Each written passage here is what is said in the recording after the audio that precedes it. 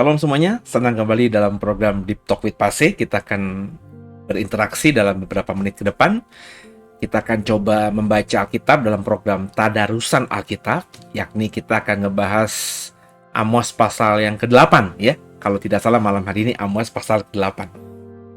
Dan kita siapkan diri kita, dan sebelum kita mulai Tadarusan Alkitab kita satu hati kita berdoa.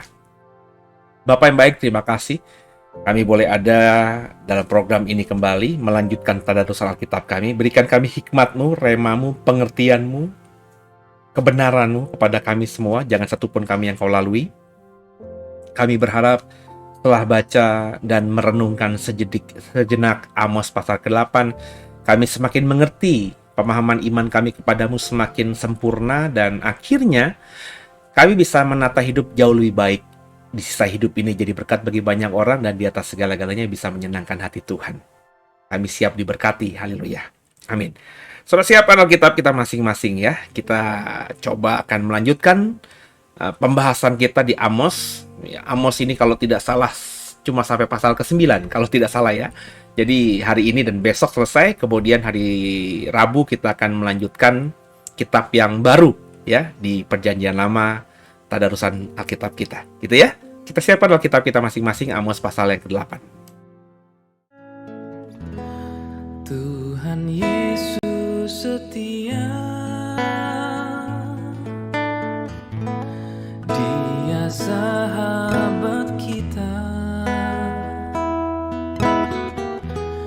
dalam segala susahku.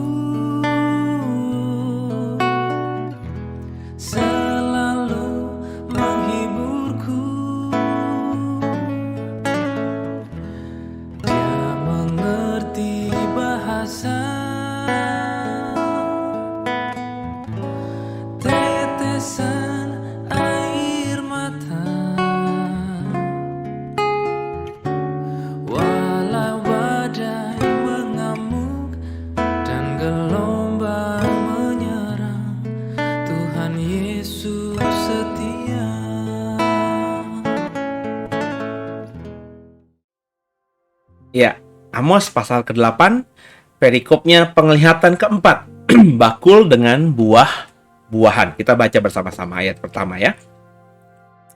Inilah yang diperlihatkan Tuhan Allah kepadaku, tampak sebuah bakul berisi buah-buahan musim kemarau. Lalu berfirmanlah ia, apakah yang kau lihat Amos? Jawabku, sebuah bakul berisi buah-buahan musim kemarau.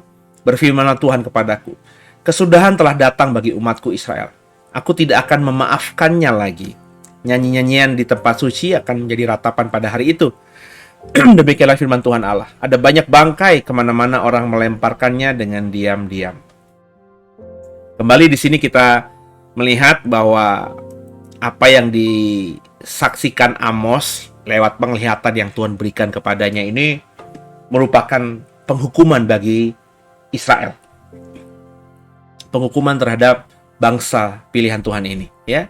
Kita sudah tahu dalam tadarusan sebelumnya bahwa Amazia, imam Israel yang melayani Tuhan di Israel, itu bahkan sudah mengusir Amos untuk, kamu udah keluar dari Israel lah, kamu bernubuat aja bagi Yehuda lah, nggak usah bernubuat yang jelek-jelek lagi terhadap kami bangsa Israel. Tapi Amos terus menubuatkan yang benar, berani bahkan menentang Imam Amazia ini ya. Kamu akan mati dan seterusnya. Kita sudah mengikuti tadarusan pasal-pasal Amos yang sebelumnya ya, pasal 7, pasal 6. Kembali di sini Amos melihat sebuah bakul berisi buah-buahan musim kemarau. Jadi meskipun musim kemarau, Amos masih melihat ada hasil yang didapatkan dari musim kemarau itu, yakni buah-buahan yang memang muncul, timbul, atau panen di musim kemarau. Jadi meskipun zamannya atau masanya atau musimnya kemarau panas ya, tapi bangsa Israel tetap diberkati dengan adanya buah-buahan yang muncul. Mungkin tidak sebanyak di musim hujan, tidak semanis di musim hujan, tapi tetap ada buah yang bisa mereka konsumsi meskipun hari itu adalah musim kemarau, kekeringan melanda tanah perjanjian. Karena memang musimnya musim kemarau. Tapi Tuhan berfirman kepada Amos kemudian, ya, bahwa mulai hari ini, ya, aku tidak akan memaafkan Israel lagi. Nyanyian-nyanyian di tempat suci akan menjadi ratapan pada hari itu. Ada banyak bangkai di mana-mana, orang melemparkan dengan diam-diam. Artinya lewat bakul berisi buah-buahan musim kemarau itu, Tuhan berfirman kepada Amos, kurang lebih yang saya dapatkan, rema yang saya dapatkan, Tuhan berkata kepada Amos, ya, kamu lihat itu? Sebelumnya musim kemarau, kekeringan, tetap kuberkati Israel dengan buah. Tapi mulai hari ini, ya, tidak lagi ada maaf bagi Israel. Tempat suci yang tadinya penuh nyanyian akan penuh ratapan. Dan akan ada bangkai di mana-mana, di mana orang melemparkannya dengan diam-diam. Karena apa? Karena kamu sekalian akan masuk dalam masa kemarau, kekeringan, tanpa buah, tanpa berkat. Sehingga kematian yang akan kau lihat. Sekali lagi, Tuhan berkata kepada Amos untuk disampaikan ke Israel, dan saya menyampaikan kepada saudara, bahwa Tuhan kalau sudah bernubuat, Tuhan sudah mau menghukum. Penghukumannya tidak bisa ada yang menahannya atau menolaknya, atau gak ada orang yang bisa meluputkan diri kalau Tuhan ingin menghukum dirinya. Nangkap ya mas saya? Gak ada yang bisa lepas. Israel yang diberikan pengampunan demi pengampunan, akhirnya masa kasih karunia Tuhan berakhir buat Israel. Akhirnya Israel dihukum. Sebelumnya kalian akan masuk musim kemarau, tapi akan kusiapkan buah untuk kalian konsumsi. Tapi sebentar lagi, kata Tuhan, bangkai-bangkai kalian akan kalian lemparkan diam-diam. Tempat suci yang tadinya penuh nyanyi-nyanyian puji-pujian akan munculnya hanya ratap dan tangis. Saya berharap kita tidak sampai pada masa itu. Saya berharap kita tidak dihukum Tuhan karena kasih karunia-Nya selesai untuk kita. Saya berharap semua kita diberikan kepekaan sehingga ketika kita bahkan salah dan berdosa, kita masih bisa menyadari bahwa kita berdosa dan segera bertobat. Kita tidak sampai pada akhirnya penghukuman Tuhan yang diberikan kepada kita karena dosa kita. Karena kita segera bertobat tadi. Semoga kau, aku, kita semua, meskipun nanti berdosa, andai kata nanti berdosa, kita segera disadarkan akan dosa kita, dan kita segera bertobat dan tidak berbuat dosa lagi, supaya penghukuman dari Tuhan yang mengerikan itu tidak ditimpakannya pada kita. I hope so. Saya berharap sungguh kau dan aku tidak pernah mengalami penghukuman Tuhan. Berikutnya, perikopnya, peringatan terhadap orang yang menghisap sesamanya. Ayat 4. Dengarlah ini, kamu yang menginjak-injak orang miskin dan yang membinasakan orang sengsara di negeri ini. Dan berpikir, bilakah bulan baru berlalu supaya kita boleh menjual gandum, dan bilakah hari Sabat berlalu supaya kita boleh menawarkan terigu dengan mengecilkan eva, membesarkan shikal, berbuat curang dengan raca palsu, supaya kita membeli orang lemah karena uang dan orang yang miskin karena sepasang kasut, dan menjual terigu rongsokan. Tuhan telah bersumpah demi kebanggaan Yakub, bahwasanya aku tidak akan melupakan untuk seterusnya segala perbuatan mereka. Tidakkah akan gemetar bumi karena hal itu, sehingga setiap penduduknya berkabung? Tidakkah itu seluruhnya akan naik seperti sungai Nil, diombang-ambingkan dan surut seperti sungai Mesir? Perikop berikutnya di pasal ke-8 ini yang bicara mengenai peringatan terhadap orang yang menghisap sesamanya adalah firman buat semua, entah saudara, entah saya yang belum bertobat tentunya, yang masih melukai tanda kutip sesamanya, mengambil keuntungan, mengambil hal yang kita nikmati sebagai keuntungan dari cara yang tidak baik yang kita lakukan kepada orang lain. Menginjak-injak orang miskin, membuat susah orang yang miskin. Mungkin kita bisa menikmati kepintaran kita dalam membodohi orang-orang yang miskin ini, sehingga kita menikmati kehebatan, kemakmuran dari cara membuat orang lain lebih susah hidupnya. Tapi apakah orang-orang seperti ini bisa menikmati hidup yang bahagia? Enggak akan, saudara. Tidak akan. Kalau kau mengikuti program ini, di dalam episode-episode sebelumnya, saya bahkan pernah berkata kan, saya adalah orang yang tahu banget, kenal banget sebuah keluarga pendeta. Satu lagi ada sebuah keluarga Kristen. Saya cukup kenal dengan keluarga ini, dua keluarga ini. Tapi keluarga yang kepala rumah tangganya punya status pendeta ini, ya, itu punya istri yang tidak baik, yang mengambil keuntungan dengan membungakan uang kepada orang. Saya lihat hidupnya saat saya masih kecil cukup baik secara ekonomi. Tapi saya sekarang ini, di usia sekarang yang saya menjelang 50 tahun, saya masih kenal dengan anak-anaknya karena anak-anaknya sebaya dengan saya. Hidupnya semuanya susah. Ada sebuah keluarga yang saya cukup kenal juga,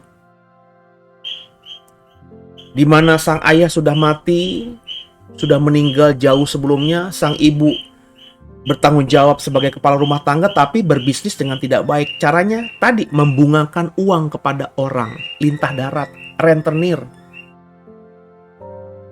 Diberkati nggak? Oh, diberkati. Saya masih ingat banget kok. Anak-anaknya punya mobil. Padahal ini seorang janda bisa membuat anak-anaknya sekolah tinggi, punya mobil, hidup cukup mewah untuk ukuran kami yang tinggal di komplek hari itu. Saya saja yang punya ibu bapak bekerja, bapak saya tentara, ibu saya juga bekerja sebagai bidan, perawat bidan di sebuah rumah sakit bersalin. Nggak pernah punya kesempatan sampai akhirnya ayah saya atau bapak saya meninggal, diberikan mobil khusus untuk saya pribadi. Kami memang diberkati Tuhan mobil, tapi itu mobil keluarga. Ya, jadi kalau saya pakai, ya berarti yang lainnya nggak bisa pakai. Tapi ada sebuah keluarga yang hidup dari rentenir ini, ya, punya mobil setiap anaknya. Kayaknya hidupnya diberkati sekali. Saat itu mereka diberkati. Tapi apakah Tuhan diam? Enggak. Hari ini saya bisa menyaksikan, ya di atas ya tidak, di atas tidak. Semua keluarganya berantakan.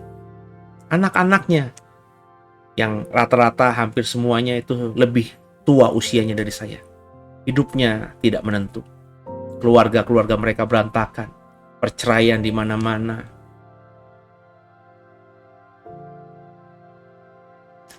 Saya ingin semua kita sadar akan dosa kita. Tuhan sudah menubuatkan ini lewat Amos. Artinya hari ini kita diingatkan buat kebenaran firman Tuhan.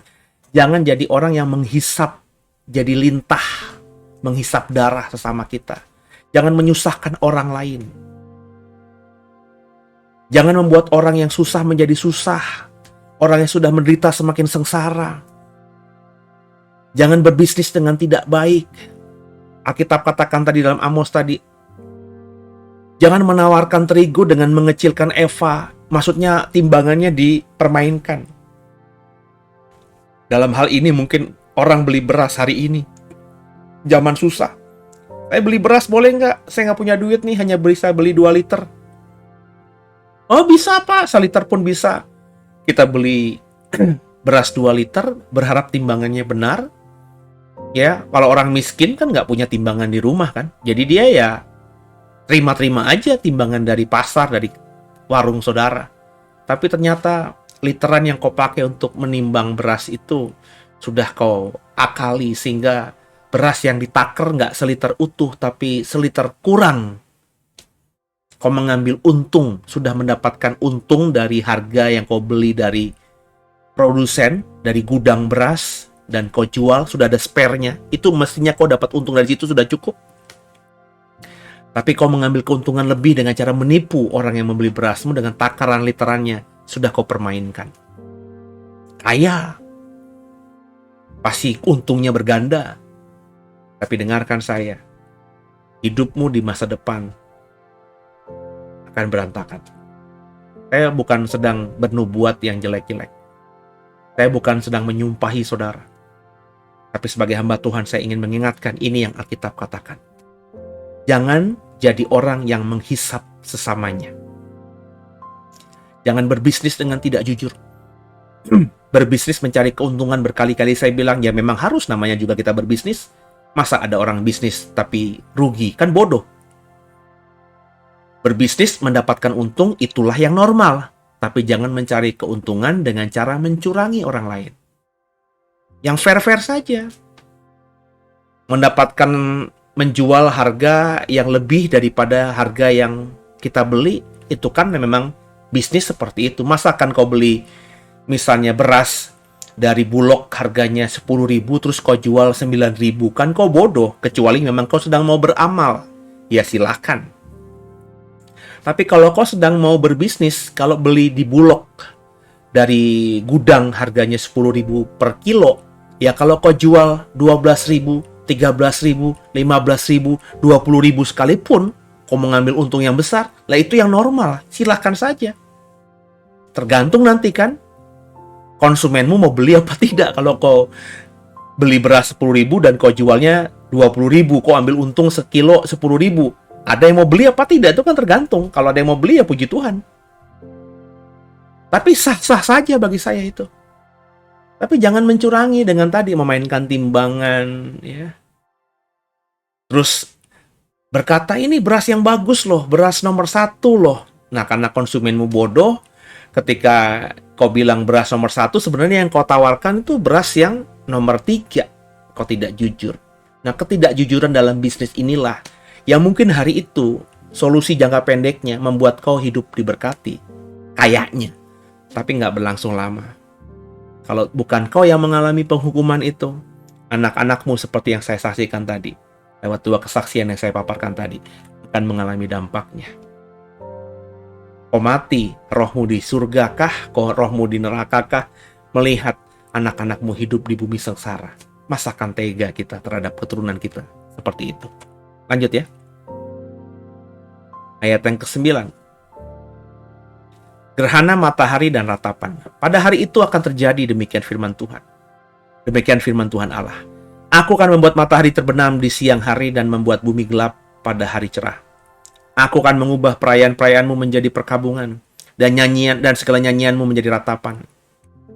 Aku akan mengenakan kain kabung pada setiap pinggang dan menjadikan gundul setiap kepala. Aku akan membuatnya sebagai perkabungan karena kematian anak tunggal, sehingga akhirnya menjadi seperti pahit, pedih. Nah, saudara kekasih Tuhan. Jadi, kembali Tuhan berkata ya, bahwa Tuhan kalau sudah menghukum itu akhirnya membuat dunia ini ya di depan kita, yang kita lihat menjadi hancur, menjadi berantakan. Ya. Kalau orang sedang dihukum Tuhan, itu bahkan matahari nggak bisa dia lihat lagi. Maka Alkitab katakan, aku akan membuat matahari terbenam di siang hari dan membuat bumi gelap pada hari yang cerah. Sering kan kita lihat orang berkata, "Alah Pak, kayak ini hidup benar-benar kayak di dunia yang gelap gitu. Saya nggak bisa melihat yang terang." Ya karena ini orang sedang dalam penghukuman Tuhan. Sehingga ya susah, derita, malapetaka, semua yang negatif yang hanya bisa dia lihat. Orang kalau sudah ditimpa masalah itu nggak bisa lihat ada yang positif di depan. Ingat cerita Hagar, saudara? Ketika bekal dari Abraham itu habis, air nggak ada, makanan nggak ada, anaknya teriak kehausan dan kelaparan, Hagar sedang punya masalah. Dia lihat anaknya sekarat, dia sendiri juga akan sekarat sebentar lagi. Sama-sama dehidrasi, kehausan, kelaparan, panas terik. Dia taruh si anaknya Ismail dalam semak-semak supaya paling tidak, ya kalaupun mati nanti tertutup, kalaupun masih hidup ya sinar matahari nggak langsung membakar kulitnya. Dan dia agak jauh menangis, depresi, putus asa, mungkin nyaris mau bunuh diri. Orang yang sedang dalam masalah nggak bisa melihat sesuatu yang indah di depannya. Nggak lama kemudian Tuhan berperkara kepada Hagar. Dan Tuhan berjanji akan menyelamatkan anaknya. Dan ketika Hagar dapat penghiburan ketemu sama Tuhan, nggak lama kemudian dia melihat ada mata air, ada air. Nah, air itu apakah ujuk-ujuk? Ya memang bagi Tuhan nggak ada yang mustahil ya. Tiba-tiba di tempat Hagar itu Tuhan simsalabim, air muncul. Apa sih yang nggak mungkin bagi Tuhan? Tapi bagi saya ya, air itu sudah ada di situ. Cuma karena Hagar itu fokus pada masalahnya. Yang dia lihat itu masalah penderitaan. Dia nggak bisa lihat ada berkat, ada sesuatu yang indah di sekitarnya. Orang kalau sedang dalam masalah, ya nggak tahu ya kalau sudah nggak pernah punya masalah ya. Tapi saya pernah lah dalam masa muda saya di masa lalu tuh, yang kayak saya lihat tuh masalah seolah-olah nggak ada jalan keluar. Ya nyaris putus asa, nyaris mau bunuh diri. Kayaknya udah, gitulah. Ya, mengecewakan orang tua, bla bla bla bla. Kayaknya nggak ada solusi nih. Tapi ketika saya dijamah Tuhan, saya bertobat, saya mau hidup dalam Tuhan, ternyata Tuhan buka jalan. God will make a way. Dia buka jalan ketika kita tidak menemukan jalan. Jadi orang yang tidak bertobat, orang yang terus hidup menikmati dosa, akhirnya akan dihukum Tuhan. Dan kalau orang sudah dihukum Tuhan, yang dilihat itu hanya kegelapan. Saya nggak bermimpi dan tidak berharap kau dan aku mengalami ini di masa depan. Andai kata pernah kita rasakan di masa lalu, biarlah itu jadi pengalaman berharga dan tidak kita ulangi lagi. Maka saya mengetuk hatimu. Saya nggak tahu apa dosamu, saya nggak tahu apa salahmu. Tapi kalau kau dengarkan saya, dengarkan program ini, saya berkata kepada saudara dengan kasih, bertobatlah. Supaya penghukuman Tuhan tidak jatuh atasmu. Dan penghukuman Tuhan tidak jatuh atas keturunanmu. Engkau selamat, keturunanmu bahagia, hidupmu dipulihkan Tuhan. Itu harapan saya. Selanjutnya, perikop berikutnya, lapar dan haus. Sesungguhnya waktu akan datang, demikian firman Tuhan Allah. Aku akan mengirimkan kelaparan ke negeri ini, bukan kelaparan akan makanan dan bukan kehausan akan air, melainkan akan mendengarkan firman Tuhan. Mereka akan mengembara dari laut ke laut, menjelajahi dari utara ke timur untuk mencari firman Tuhan, tapi tidak mendapatkannya. Pada hari itu akan rebah lesu anak-anak dara yang cantik dan anak-anak teruna karena haus. Mereka yang bersumpah demi Asima, demi Samaria, Dewi Samaria, dan yang berkata demi Allahmu yang hidup, hai Dan, serta demi dewa kekasihmu yang hidup, hai Bersheba. Mereka itu akan rebah dan tidak akan bangkit-bangkit lagi. Kasih Tuhan. Lewat Amos berkata kepada Israel, hari ini Tuhan berkata kepadamu, kau tidak mau dengar. Hari ini Tuhan menegurmu, kau juga tetap keraskan hatimu. Kau menganggap penghukuman Tuhan hari ini itu bukan dari Tuhan. Kau anggap hal yang biasa, padahal dia sedang ingin menegurmu, membuatmu bertobat. Dia ingin dengan hukuman yang diberikan kepadamu, membuatmu berbalik kepadanya, tapi tidak kau lakukan. Akan tiba waktunya nanti, ketika kau menyadari bahwa kau salah, kau berusaha mencari Tuhan kemanapun kau melangkah. Alkitab tadi katakan, kau akan mengembara dari laut ke laut, menjelajah dari utara ke timur untuk mencari firman Tuhan, tapi tidak mendapatkannya. Maka ada ayat firman Tuhan yang mengatakan, carilah Tuhan selagi dia masih bisa ditemui. Ketika nanti dia tidak mau lagi ditemui oleh saudara dan saya, kita meskipun punya hati untuk mencari Tuhan, kita gak akan ketemu. Kekeringan, kemarau akan terus kita rasakan karena kita tidak bertemu dengan Tuhan. Padang gurun demi padang gurun kita akan lewati dalam sisa hidup kita karena kita tidak bisa menemukan mata air, yakni kebenaran, yakni Tuhan dalam hidup kita. Ini menyedihkan sekali. Kalau orang ateis, orang yang tidak percaya Tuhan, ya memang dia tidak mencari Tuhan karena nggak percaya. Ya udahlah, logikanya masuk ke saya. Emang dia tidak percaya Tuhan, maka dia nggak mungkin mencari Tuhan. Tapi nanti, saudara, banyak orang yang akhirnya menyesali perbuatannya, sadar dia salah, terus dia berusaha mencari Tuhan, tapi Tuhan nggak bisa lagi ditemui. Wah, itu menyedihkan sekali. Sudah dalam hati yang benar, sudah dalam perspektif hidup yang benar, ingin mencari Tuhan, tapi Tuhan tidak bisa ditemukan. Ada masanya nanti. Saya nggak kepengen saudara bertobat, tapi pertobatanmu terlambat. Saya kepengen di hari ini selama kasih karunia masih ada, bertobatlah. Aku bertobat, kau bertobat, kita bertobat bersama-sama. Selagi Tuhan masih memberikan kasih karunia-Nya dan pengampunannya atas kita. Kalau kita tidak lakukan sekarang, jangan-jangan esok kita bertobat. Kita mencari Tuhan, tapi kita tidak temukan. Kenapa? Karena Tuhan tidak bisa kita temukan kembali.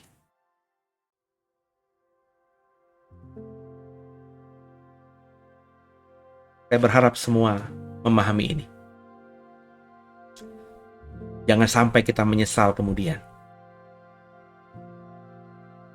Jangan sampai kita teriak, Tuhan, Tuhan, di mana kau?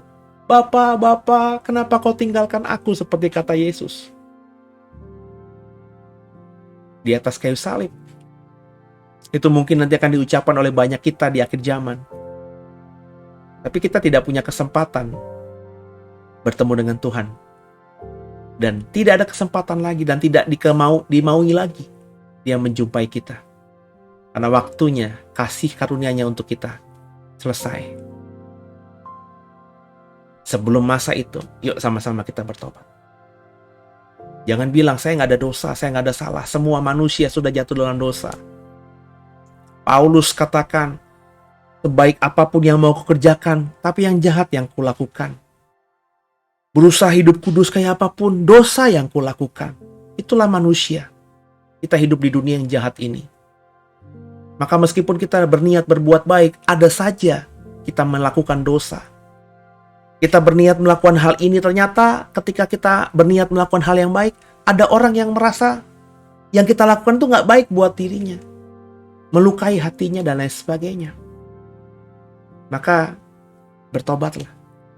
Minta ampunlah kepada Tuhan. Maka saya mengajarkan setiap saya tutup doa, baik dalam ibadah, dalam program-program saya, dalam Deep Talk with Pastor, Tadarus Alkitab ini, perhatikan doa saya.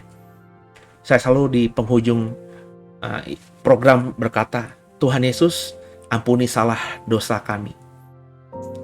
Yesus Kristus adalah Tuhan Juru Selamat kami yang hidup. Dan kuserahkan tubuh, jiwa, rohku kepadamu.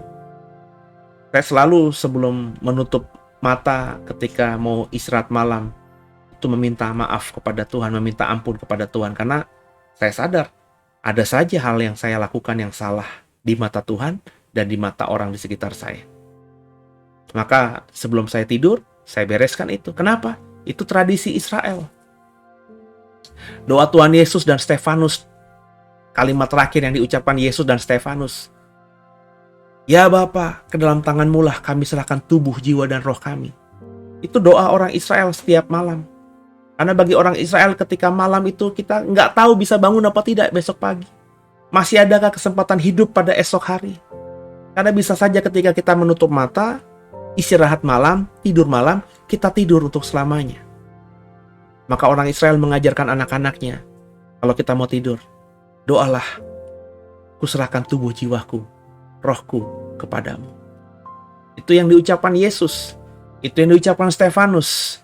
Itu yang saya bawa dalam doa. Saya kalau doa malam nggak panjang-panjang, nggak doa yang ngejelimet-ngejelimet, doa yang sederhana seperti tadi saja. Ampuni salah dosaku, Yesus Kristus adalah Tuhan Juru Selamatku yang hidup, dan ke dalam tangan-Mu lah kami serahkan. Aku serahkan tubuh, jiwa, dan rohku. Jadi andai kata saya mati nanti malam, saya sudah minta maaf sama Tuhan. Andai kata saya mati nanti malam, saya sudah mengikrarkan iman saya bahwa Yesus adalah Tuhan. Berarti saya percaya keselamatan janjinya dalam Yohanes 3 ayat 16. Andai kata saya mati nanti malam, saya sudah serahkan tubuh, jiwa, roh saya pada Yesus. Satan, kuasa jahat, roh jahat, nggak berkuasa atas tubuh, jiwa, roh saya. Karena sebelum saya tidur, sebelum saya tidak sadar, saya sudah serahkan kepada Tuhan yang memiliki saya. Kalau saya mati nanti malam, saya nggak bangun lagi esok hari. Saya yakin seyakin-yakinnya, roh jiwa saya, tubuh saya nanti akan ada dalam kekekalan surga. Kasih Tuhan, bertobatlah dan hiduplah dengan benar. Terpujilah nama Tuhan.